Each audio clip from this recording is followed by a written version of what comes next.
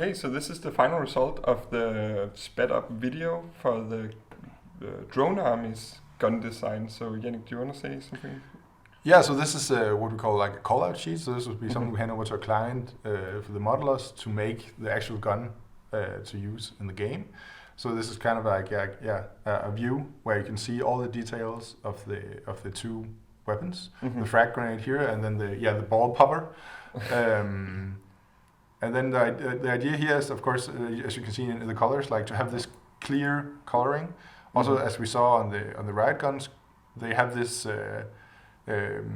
these colors to also show that they are not lethal, because you wouldn't paint a lethal weapon in these bright colors. So this is also something that both ties into the colorfulness of the final game, but also into the non-lethal nature of the riot gun. Yes, exactly. So like I think the riot guns were painted like this bright yellow to indicate that it's a non-lethal weapon, because if you just meet a riot police with a black weapon, you would be quite like, oh.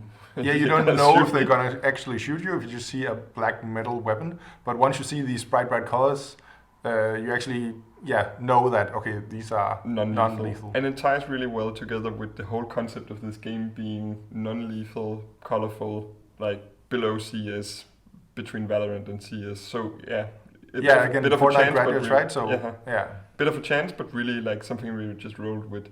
So let's just break down to this was the reference. So we just went through the high-speed version where we... I just find remove the text, Yeah, sorry, the text was on. So yeah, I took this into a blender and then just modeled on top of that, took some kit sets that I had, and then just broke them apart and took everything I could. And then from that, just rendered it out with sketch style and then into Photoshop. And yeah, that's the final callouts with not that, but text. So the reason why I set up like this is like, this is the most important piece of equipment we want to show. And then that inside this shelf, there's these hard rubber balls. And then there's the frag grenade and how it works with these fragmentations coming off and the size reference of how big of a blast radius do we expect this to make.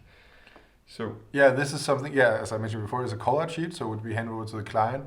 And that's also why it's a bit more neatly set up than the sketches, because this is something that needs to be able to stand alone and also be able to just sell the idea a bit to the client. Like it's nicely set up and it actually looks nice. There are some like graffiti splash and some splatter, and there's some like descriptive texts, so the modeler knows, okay, this is the charging handle, this is the mag release, and there's supposed to be this hard rubber ball. So just the point of this image is to both sell the idea of the gun to the client, but also for the modeler to be able to know exactly how to model this, to give them as much information as they need. And then of course, like I just put some splat decals down here. It might seem a little bit like, why would you put something in like that? But it's also about like when you have somebody that needs to work 2 years on a project, just inspire them, make them thrilled about something. So when you serve them a callout sheet that is just like gray with gray on top of it, that's not super inspiring, but I mean, if you can make it a bit colorful and just make it a fun thing for the modelers to get this, it takes almost no time to just set up nicely. You can just make a template where you pop in all these things.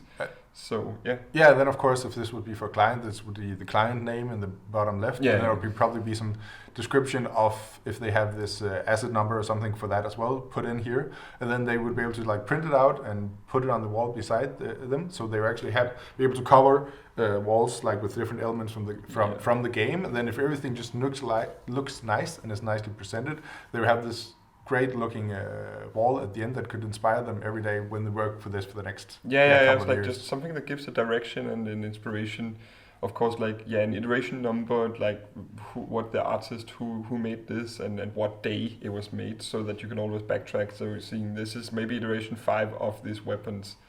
So yeah, of course, in the beginning work really fast and rough. Oh, sorry, this one. Work really fast and rough, like just serve a ton of these, just so that the client can pick and say, oh, this one. And then from there on, you can always pull one of these. But don't be surprised that these can still change if you say, playtesting wise, this is not the scope that you're going to use. So it is weird to have the button here because you can see the animation when it's being played. You need to put it on the other side. So there still might be a lot of consideration that needs to change.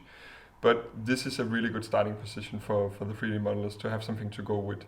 So yeah, this is a final callout sheet for the drone army's weapon. So the next videos will just next video will just showcase how we did the rebel army as well, just the same procedure as this one. So see you in the next video.